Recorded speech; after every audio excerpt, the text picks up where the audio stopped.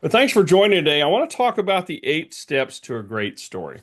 It's really sort of unlocking the power of storytelling. And this is something that I've learned over the years. I didn't know I was a storyteller until maybe 15 years ago. I use it in my job. I'm a technical sales nerd. And when you're dealing with, used to you talk to other nerds and the conversation was a lot different, but you're finding now with software as a service and things like that, that now you're talking to people that don't necessarily understand technology. And I found over time, we were interviewing for positions similar to mine back when I was at Microsoft, and we went through, eight different people, and my manager comes up to me, says, "Look, they were all very smart." I said, "Yeah, some of them were smarter than I am," but she said they can't tell a story like you can. And it was that point in time as I sat and reflected on that, I realized I did have some unique skills. And now I'm on a mission to go ahead and help us, especially the fellow nerds, but everybody can learn to tell better stories. Because what I've also found is the phone has killed our storytelling abilities, right? Because now we're simply looking for entertainment stuff, and we lost the ability to tell stories and talk to other people, which is a shame because our brain is wired for stories. Let me go ahead and go to presentation mode on this. So our brains are wired for stories. Lisa Cron wrote a book about this. I talk about it in my TED talk. Is that from early cavemen days, that's the way that we think. You look at cave writing, the paintings on the wall and stuff, they told a story. And even before we really had a language, we were telling stories from, that perspective. But as we got a language, we wanted to tell Fred that, hey, don't go down by the water. If you hear rustling, that's a dinosaur. And, we lost Charles last week doing that.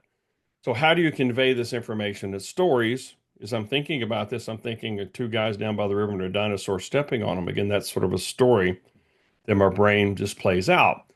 And because I've been in technology and sales all my life, facts they don't sell. It's all nice. You have some people that like the numbers, how much faster is it this and that, or how much is faster than that.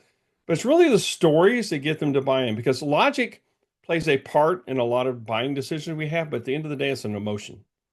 How do we tap into that emotion and go to that? And we're all in sales. Dan Pink wrote a book, To Sell is Human. Whether you've got a quota that you're selling on, or you're talking about a service, or you're just selling an idea. And this is where, and talking to some really smart people, I learned this when I was a mentor at the University of Texas MBA, their MBA program, that I went in to give a talk to these people. They were AI engineers. They were, marketing. And I looked at their resume and I had to look up every third word. And I said, look, I can't teach these people anything from that perspective. But as I listen to them talk, I can teach them how to tell a story, their story, which is the most important one that you'll tell. And stories are more memorable. There's a factor here, 22 times more memorable than that. I haven't measured that. But think back in your life when you've gone and you've made a buying decision. Or I'll tell a story. I was 15 years old. I woke up in the middle of the night and it felt like I had a car sitting on my chest. I couldn't breathe. And I've had asthma all my life. And so we took a trip to the emergency room. And this is way back in the day where they wheeled me through these doors. And you've probably seen those cold, stainless steel doors as you go into the emergency room. And, I could still hear the rubber that was between the doors sort of flip flop, flip flop, flip flop between it as I passed by it. And I could feel the coldness coming off the stainless steel. And I got in there, and the doctor was looking and examining me and told the nurse, please go get some epinephrine, which is adrenaline. And they leave, and she comes back, and she's got the epinephrine, gives me the shot, and then they both leave. And before the doors stopped swinging back and forth, I could breathe again. It was removed. And so now every time I go by and I see stainless steel or something, that memory comes back. And I'm sure everybody here probably has a very similar memory. And it's because of all those different textures and stuff. The facts of that story was I had asthma. They gave me epinephrine and solved it. But the texture of everything else, the coldness of the steel, the picture I painted with a car sitting on my chest, they're lighting up different areas of the brain. And that's why stories work. We can create these emotional connections and, data again. It's one point, but that's not what actually sells. Now, the thing about stories is that they have a structure. You may have heard the story arc or the hero's journey or different things like that. And what I've done with these 8 steps is sort of broken that down a little differently, but it's also to give you a little bit more meat on the bone there of actually what that means. What does this look like? And actually, once I've started studying storytelling movie, I don't look at I can't watch movies the same anymore because I said, okay, well, this is I get it. I know what's happening next because I get that. But they all follow a pattern. And if you think about TED Talks as well, look at Terrace. There's an opening fact that grabs your attention. In mine, I started with a number and then I went into telling stories. And then I asked them, okay, could they anybody remember the number? And nobody remembered the number, but they remembered part of the stories and answered those questions that came out of it. So grabbing their attention and they all have that. But all throughout a talk, there's going to be peaks and valleys and different things like that. And that's all part of the story arc. They have these things. Now, today's goal, I want to sort of walk again through these 8 steps of which I've put together. But I want to start with the Pixar pitch. This is a great example. I got it out of the Dan Pink book, but this is a great example of a storyline or a structure. And really, the 8 steps I'm teaching you today are about the structure of the story. And if you think about it, every Pixar movie, if you're watching Nemo, once upon a time there was a, fish called it was Nemo and his dad Marlin. There was Toy Story. There was the kid and there was the Woody, and then until one day, Buzz came along. So they all follow this story. So once upon a time there was this. Every day my life was like this until one day something changes. Okay. And then because of that, this happens. And you can add a lot of because of that as you're going through the journey, depending on how much time you have. And then you get resolution at the end. So we're going to use this Pixar pitch as sort of the basis of covering the 8 steps to the story. Okay. So again, it's a step-by-step guide. I'm going to give you some real-world examples of stuff that goes on, again, using the Pixar pitch as the baseline. So step 1. Start where the audience is. And this is where a lot of people make their first mistake. Because in the story arc, it doesn't talk anything about this. The next one is where most people start meeting the hero. But this is about making a connection. Okay. And this type thing here, it's relatable to the audience you're telling about. So in Pixar's Nemo's Happy Life, that piece of it. But from a business perspective, if I'm going to talk to, say, a technology company, there's a different language and stuff that we all use. If I'm going to talk to education, a higher ed institution, I will use different words and different things. And the sort of strange thing about it is the underlying story, the things that are in there, the technology that's used, may be exactly the same. And they're fixing the exact same problem, but they talk to it differently. So if I don't use language that my audience uses, words that they use, concepts that they have, then it's going to be harder for them to join me on a journey. So I'm sort of introducing myself, coming in and saying, look, I understand your world. I understand the language that you use. I understand the problems that you have. Then they're more likely to come along on the journey that I'm about to take them on. So step 2, again, go big or go home. You have about 30 seconds. I've seen anywhere from 2 minutes to 30 seconds for somebody to decide if they're going to listen to you or not. And they may pick up the phone. It's easier for them to pick up the phone and entertain themselves if you don't hook them on something that comes up. So a lot of times, Michael Bay always does there's always a big explosion, something blows up. A lot of times, some people will tell a story backwards and they start, here's this crisis moment. And then we go 2 weeks earlier. You go on. So there's a lot of different ways you can have this, but really start big. Ask a question is a great way to do this. Make a statement that's just totally unbelievable. It's true, but it's unbelievable. Or in the case, like if I started with the ER story, I said I was 15 years old. People are flashing back to that and say, okay, where's this going? This is unexpected. And this is where sometimes in the opening, when I'm talking to somebody or I'm doing a presentation, where I leave a little room. That is the go bigger. When I came into the office today, there was a snowstorm heading that was epic proportions. Did you see the other day in New Orleans, they had a foot of snow? It never happens. I was down there in Bourbon Street. you see what I'm talking about. I'm going to give them something to think about. This is not, hi, my name is this, and this is my position today. We're going to talk about that. No, no Bueller. Bueller, I want to grab their attention. And in this case here, Pixar used Marlin got really overprotective of Nemo because he had the little fin and lost the mother and all. So that was the thing there. That was grabbing your attention. Why is Marlin so protective of Nemo? Or if you think about Tim Cook, now he was the best technical storyteller. Argue with me about that. I'll die on that hill. Think about the iPod when it came out, because I was working with OEMs and stuff on these other things. I had music playing devices, and they were. He didn't come out and say this is an 8 GB device that has a 4 hour battery life. No, no. He said this is 10,000 songs in your pocket. Maybe it's 1,000 songs. I exaggerate, but I now see, if you see the difference between that, one's a fact and the other is, okay, here's a story. I can have 1,000 songs in my pocket. Wow. Nothing else could do that. I didn't have to play. So this is really pretty cool. Not Tim, was it Tim Cook? It was, now I can't even remember the guy, Steve Jobs. I'll remember the name in a minute. Okay. I can remember his story, but I can't remember his name. That's it goes facts and figures.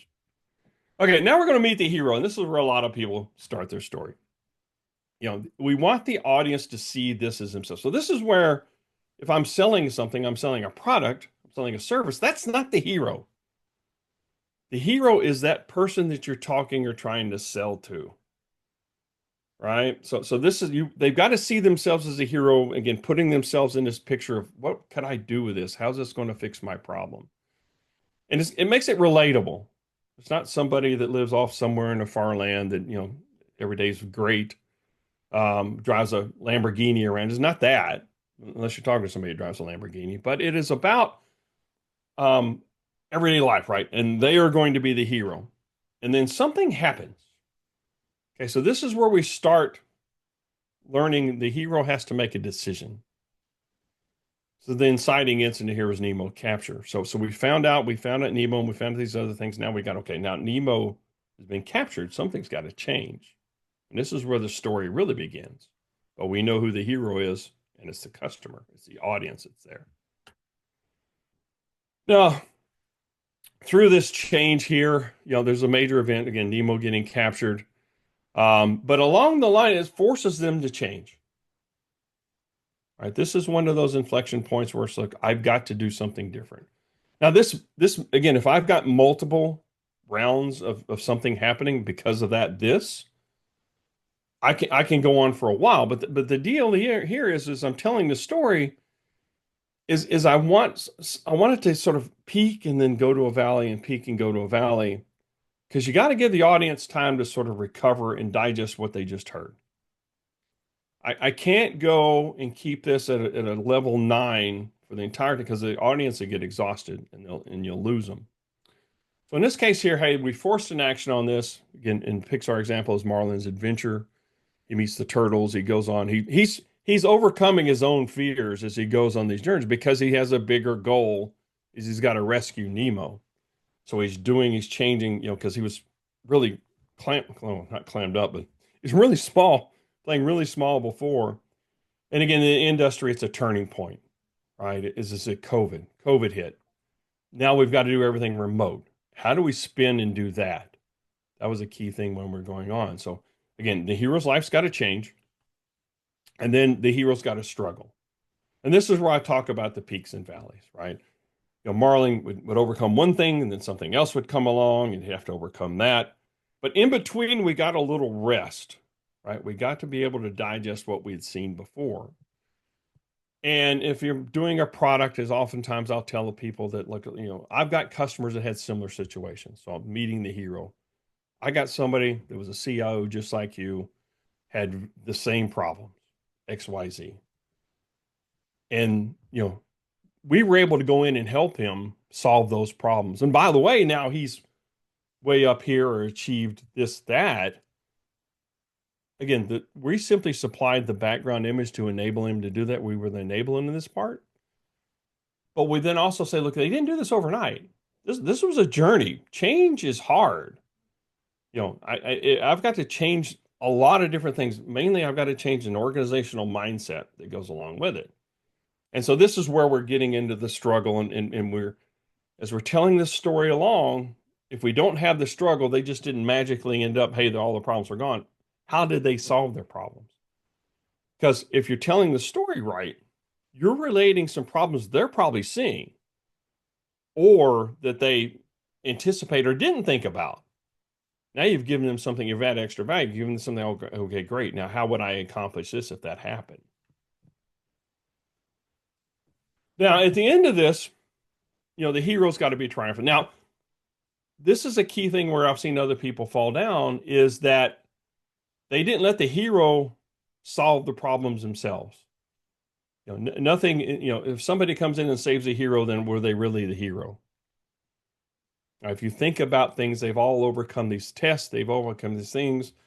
You look at some of these the sports movies where the athlete was down and out, and finally they get that breakthrough to come in and do that. It's a lot less satisfying if somebody helped them, if somebody did that. So again, they've got to become triumphant of what comes on. In this case here, Marlin found Nemo. We all got to breathe out. It's all done. And again, this is where the realization of success. Hey, the customer at this end of the day here, this is where they're at now. And now here's what they're thinking about for the second edition. Here's part two, or here's the next version of the movie that comes out. Now, a lot of people will fall down here. They get all the way to the end and they don't stick the landing. So if you're a gymnastics fan watching that, they can do a lot of things in the air, but if they take a step or they over rotate or something, then they haven't successfully done this. Much like your talk. What's the strong ending? I need to tie all these loose ends together. You need to, again, there's an old thing that tell them what you're going to tell them, and then tell them what you told them. That's very true today, but you're sort of wrapping it up in your closing and your landing, reminding them of where we started the journey, what we went through, a highlight, you don't have to replay the whole thing, and where we ended up. Okay, that way we can sort of tie that all nicely together. There's satisfaction of what's done. And then in the case of Pixar, Marlin lets Nemo swim. Marlin's more relaxed now. He's chill. He's having a margarita over in the corner with the sharks or something like that. And if I'm closing that, and that's why this company was successful, is they solved all these other problems. They've removed all these other barriers and stuff, and we enable them to do that. How many can I sell you? Now, I don't expect anybody to go out and tell a story exactly like I do, much like Tara doesn't expect anybody to go out and tell a story like she does. No, I mean, we're all unique. We're all giving unique talents to go do. And here's a story about me. Before I went to Microsoft, I was a contract trainer. I used to train on Microsoft products, and that was my side gig. My day job was running a network lab for another company. And they called us all, they called a bunch of us out there to do, they were releasing Windows Millennium at the time, or Windows Me. I am damn, that is old. That's just past the 95, and 2000 was still out. And they had about 10 of us trainers in a room. And the leader of this, he was a unicorn. He had Broadway training. He was in hair. He had some Broadway acting, but he understood technology.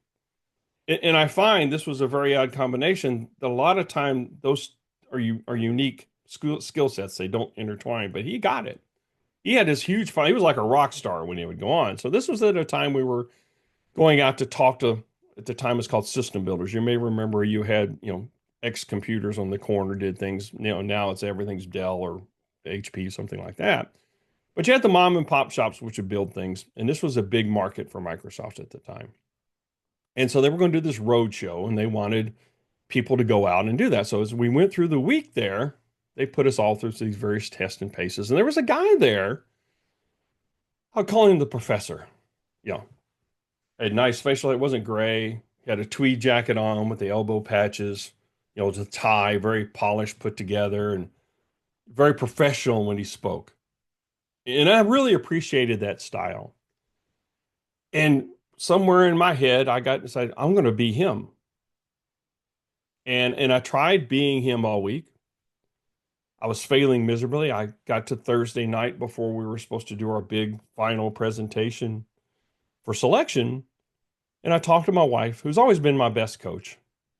I've been fortunate enough to have over 42 years of coaching. we'll, we'll call it coaching. But she knows me better than I know myself. And I said, look, I'm failing. I don't belong here. I'm just going to come home. And she says, no, what have you been doing? And I told her, she says, what, more? That's not you. You could never be that in 1,000 years. That may sound harsh, but she was right. If you listen to the way I've talked today, I would struggle in that professional look environment. That's not me. That's not my style. That's not my secret sauce that goes along with it. And so I went back the next morning, very little practice, but I was me. And there stuff was getting knocked off the table, but there was an energy around that went on. And I got a call back from the guy that was running the program and says, two things. First, I was waiting for that guy to show up all week. I'd seen you a little bit on Monday. You changed somewhere over the time, but it came back strong on Friday. And at the end of the day, you were the best one here. And now I want you to go do half these shows to go do that. Powerful lesson. I had to use my own secret sauce to do that. And you've got a unique personality. Tara's got her unique personality as well. Everybody I've met's got a unique style to go and do that. That's not to say I can't appreciate what others do and see if it sort of works in my environment or tweak it to where that works. We can always get better about things. But that's the way that I've done. And that's the way I built my stories from a sales perspective over time is it's always me. The biggest compliment that I get, and I get it on a regular basis, is from the LinkedIn videos or anything else that I do, is I had go meet a customer and stuff says, you're exactly like you are on LinkedIn or on YouTube or in your podcast. Well, that would good because if I'm not, let me know because somebody's obviously trying to impersonate me. But that's where you are. That's where you show up, and you can tell I use a lot of bit of humor. Maybe humor's not your thing, and that's fine. But use gifts that you've been given, and the reason being is people can sort of see, and you probably know this. People can see when somebody's being fake, not adding themselves, maybe not really there. We can feel it. It's a vibe that we get. And it's important to add your secret sauce so you are true to the message that you're selling or telling so I can make that emotional connection. So remember, starting off where my audience lives, I'm going to start with them the way that I really am. So if they have a friend all along the journey that we're taking, all along these 8 steps of the story to get to the end, and I'm making that connection, much like when he called me up, he says, look, you were the best one here. I was waiting for him to show up all week. It was that emotional thing that he knew who I was and was waiting for that to come back out. That was who I truly was. I would have disappointed if I'd have shown up as the professor. I've been an executive. I've been a student assistant at that time. So I've told you the structure, right? The 8 steps I give you are this structure, the story arc, what have you, of really sort of how to be better at telling stories, how to be successful at doing that. And again, put your own special sauce and stuff on it. And I'm working on this EPIC method. EPIC is this sort of anagram, if you will, story for an engaging, powerful, inspirational, and connective. And this is a lot where your secret sauce comes in to play with this. Again, the 8 steps I've given you today are the structure. A lot of people don't have the structure, so that's a great way to start and get that. And then start working in this extra magic that comes along that separates the really good, the great storytellers from the good or average storytellers. So that's what we've got from that. So just an example, Pixar uses these, they're all emotional. We have characters that we like. Woody's fallible. Buzz is Buzz is a lot like me. He's all over the place that does that. But they all have this feature about that they do that. Again, I'm offering a workshop. I'm working on that right now to do Epic in business. Again, this is where a lot of people are losing the sales and not doing as best as they could, but being able to do that. So It's a 6 hour workshop. Again, we'll deep dive into it. I'll give you some live coaching. We'll go through one-on-one and we'll tell stories and do these other things. And I've got some exercises that'll help you go ahead and do that. So you can go to my website here today, thedougthompsontx.com, and there will be a download for you. I've got to download with a little graphic of the 8 steps that come out for you. And then we'll leave this PowerPoint deck up here for you as well to have so you sort of have it. It goes on. So um, I really thanks for listening. Thanks for having fun. And let me know if you have any questions. I love it. It's so powerful, right? I One of my favorite parts was the hero has to save himself or herself. You did that in your book. That was one of the things that comes up from that perspective in your first book where you had that about the grass method. You saved yourself out of all that. And that's really what tied it together. And that's who your personality truly is. I'm tenacious. That too. This That is too. so powerful, right? And it's so powerful on stage because, I liked how you started off. You have to start where the audience is living. So you Mhm. start where they are. And it's hard for us, I have found. I don't know if you guys have experienced the same thing, but, if you're a coach, a consultant, a speaker, you've kind of gone through that Nemo story, like Doug was saying. And then it's hard because you forget where you were 5 years ago, 10 years ago, where a lot of the audience is. That's not easy, right, Doug? Um, Yeah. and it's like, how do you go there? Yeah, you have to remember. I mean, this takes some active mind to go do that because, again, much like when my boss told me that nobody tells a story, I didn't realize I had that talent. I had done it so often for so long, I assumed everybody had it. Right. So the things that we do, it gets easier and we're you could say naturally inclined to do it or whatever. I call it work and sort of evolving. But yeah, you actually have to, okay, look, when I'm thinking about this, where was I? So if as I'm prepping to go to a meeting with a customer or something, I try to learn a little bit of something about the audience and stuff and look at the problems that they're having. And sometimes if it's a newer industry for me, I will sort of do some studying on the industry in general and find out what their problems and stuff are. But at least I have a baseline from which to form that. And then how do I draw parallels between my past experiences and that or some of the customers' past experiences to that? So you have to sort of do the mapping for them, but it takes a conscious effort to go do that. It's not something that easily comes by again because Mhm. we don't we're unconsciously confident at that point in time. We have to deconstruct it a little bit of what where I was, those years ago. I like that. Do you guys have any questions for Doug as far as storytelling, Nia or Lori? Not any questions, but what really resonated with me, Doug, is exactly what you said about like sticking the landing. Mhm. When I was in San Diego speaking to roomful of nerds, so CISOs and CIOs, right? Yeah. The best compliment coming out of that experience and that engagement was the call to action Mhm. slide at the end when it pulls it all together. And multiple CISOs were like, we've never seen it like that before. We Mhm. absolutely love that.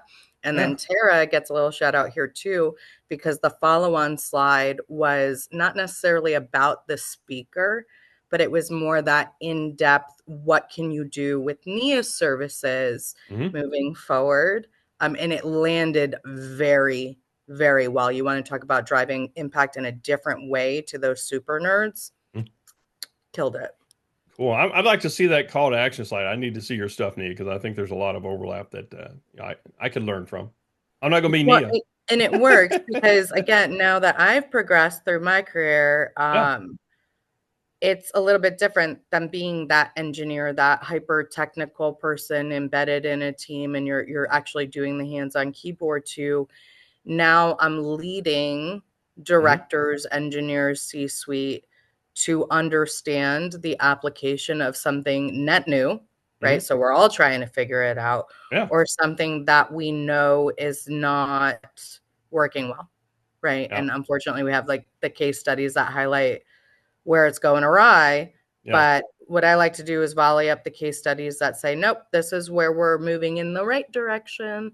Here's Hmm. how you can be a change agent. Here's your specific within your role. But then you tweak it, right? If my audiences, directors, and engineers, their call to action is very different than a Hmm. CISO or a CIO. So you have to mind your audience. But Yeah. I love that you touched on that because it really helps reinforce the direction of the talks I'm giving and Hmm. how I'm showing up when I'm doing these types of engagements. Yeah. Sounds like you've mastered that step. I've simply just put words to what you are doing already. So that's Working on, excellent. I mean, it's a Yeah. new tweak, but it Mhm. landed really, really well. Cool. So I'm echo, yes, like very sound direction with that. I like it. I think where I can do better and what I took away from what you were kind of presenting is Mm-hmm. that storytelling aspect. Mm-hmm. Because I'm more analytically minded, I like to hit it hard, fast, granular, Mm-hmm. dry cornflakes. Yeah. Well, And your so story. sometimes it works, but other Yeah. times it doesn't. And that's where you're it's an extra club in your bag if you play golf, right? So Yep. it's not that work and you'll put your own very analytical style to the stories that you tell, but they will be a little bit more making a little bit more of an emotional connection or something from that, right?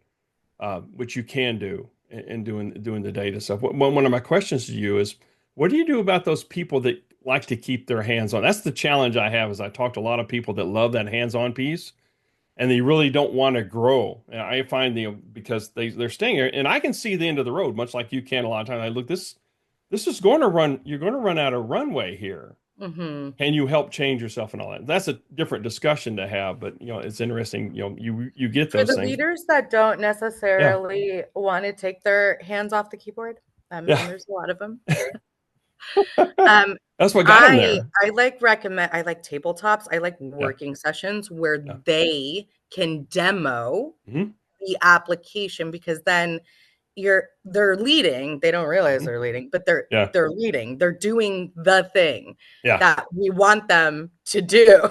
yeah, So, but if they're leading alongside, like, and I'm just consulting, right? yeah. So we're doing a tabletop, they're leading it, we've drafted it together, they're at the helm. Not only does it help them improve their executive presence, Hmm. but it also helps them gauge their audience on if Hmm. their message is translating or Right. not.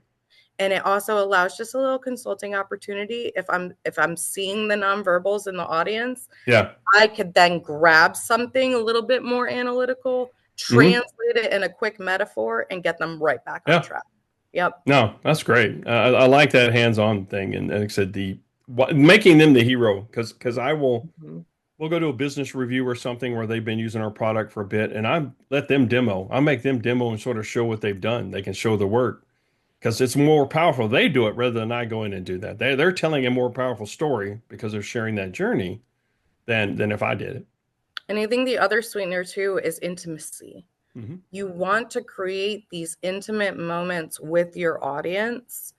And the best way you can do that, especially in sales or consulting or anything, is you do those small group tabletops, you do those working sessions, and you make them feel like they know you as the resident expert, right? But then again, they're in the lead, they're driving. So it makes it very intimate's the word, right? But in a Hmm. different context that our brains are not really accustomed to. A lot of people hear intimacy and they don't think It's that weird feeling. We don't want to like do pragmatic that. Yeah. intimacy, Yeah. or it goes in a different direction, but that's really the feeling that you're inciting, is that intimate deep connection. Hmm. Because that, especially in sales, that's why they want to come back to Doug, Hmm. versus Nia, who's more of a consultant, not a sales rep. But they want you versus all the other people that are doing what you're doing, Hmm. and all the other people that are out there selling the same thing, Right. right?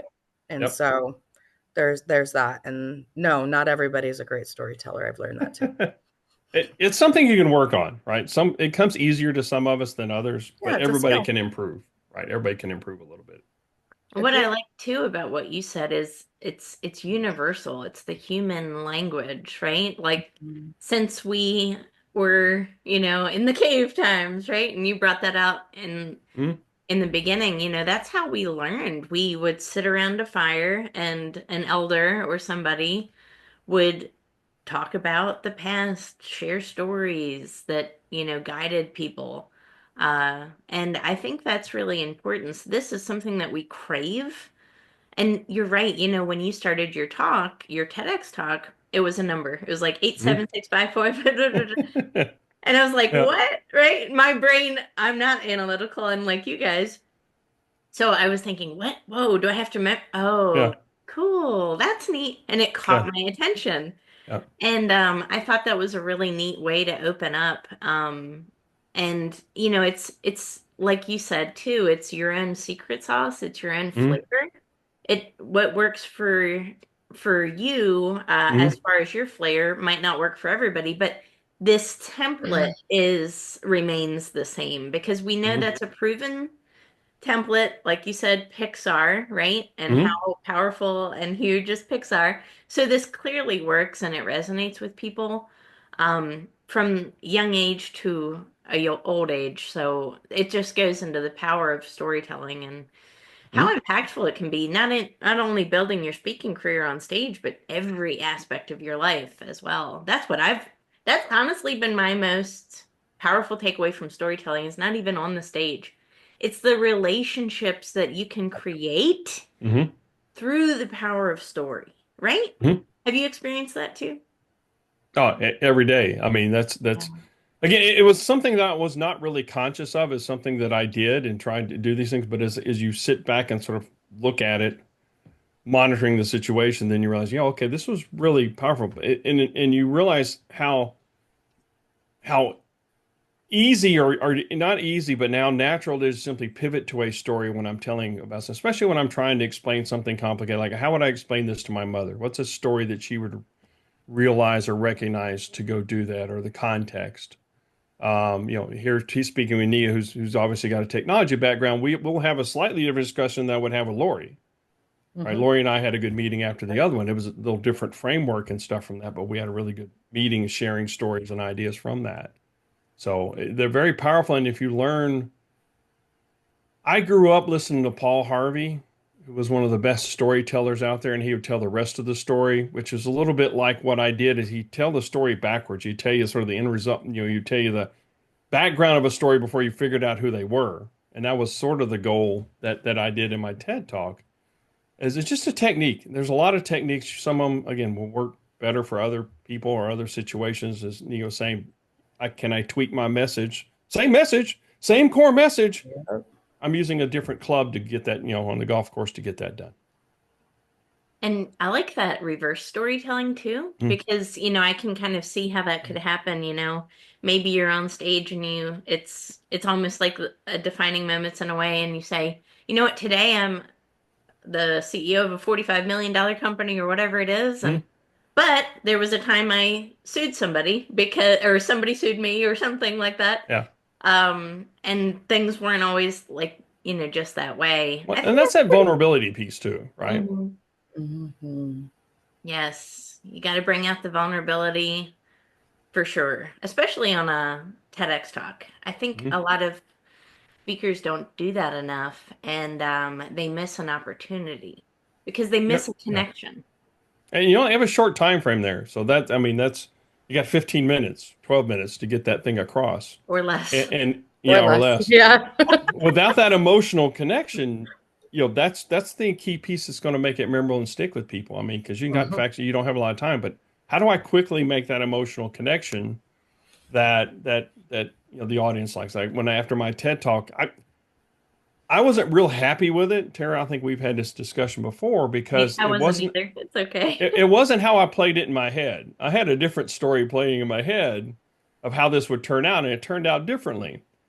But I had some young man come over afterwards, and he had like 5 pages of notes and pictures and things like that. And he asked me a question afterwards to clarify. And I said, I won. I did. I got that one person now that will be doing something differently to go do that. And for every one person like that, there's at least a few more that got an impact out of it too, even though human nature, they don't necessarily come up. But, you know, our perception of things is not always the same, but it was the stories that resonated with this gentleman it was a win. So, I love it. I love it. And we remember stories. I remember what you were one of my first podcast interviews, Doug. And Wow. I remember a story because I asked you, and I talked to a lot of people, and I asked you, how did you get into storytelling? And you told a story about you were running late in high school. I remember that. I remember Yeah. that. And that Yeah, was, that was that little excuse slip that came up. And that's why when I yes. went back to a reunion, I don't Nia hasn't heard that, but I went back to a reunion. There's this excuse slip. It was handwritten. I mean, this was way back in the day, and I'm lucky they didn't have cell phones and stuff like that Right. then, because I wrote it, and it says, I was late because a Coke truck dumped all the Cokes on the freeway, which, which I sold it. It was excuse, but I know I was totally making it up. Right. But it was a okay. What kind of story can I tell that'll get this done? So, But yeah, it was funny. that shows how powerful. Like I remember Yeah, it. That was over a year yeah, ago. Over hey, a year yeah, ago. yeah. And it's funny. I actually took a picture of that so I'd have that because it's sort of like it's a nice memorabilia to have. But yeah, again, it's one of those things I sort of grew along the ways. I like stories. I read Hardy Boys. I did these other things, and it was something that I unconsciously built. And I got better at it, and but again, I because I did it so often, it came more naturally. I didn't think it was unique, and that's where a lot of people are. Is I don't have this. I can't do that. Well, why? Why can't you do that? No, agree. Right. Yeah. Yeah. And the phone, like I said, technology today is really cheating our youth because when I grew up, you had one phone in the house, and if you were lucky, you had a 30-foot phone cord to get away from your parents, because it was on the wall in the kitchen. But we had to talk. That is the way that we, communicated and shared with people, and we told stories, and the more you do that. But now it's here's a text or here's this other thing. We're not doing our youth any good building their storytelling skills.